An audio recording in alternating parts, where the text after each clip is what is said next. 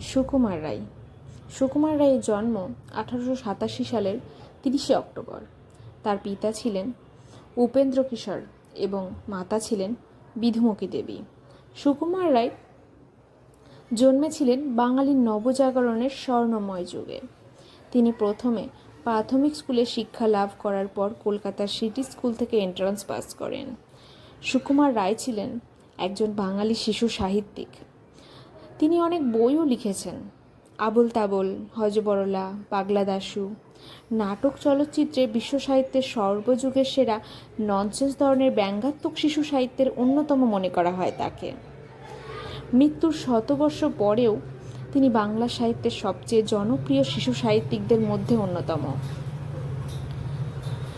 ভালো লাগলে চ্যানেলটিকে সাবস্ক্রাইব করে দিও, কমেন্ট করে জানিও কেমন লেগেছে, আর লাইক শেয়ার করতে একদম ভুলো না কিন্তু।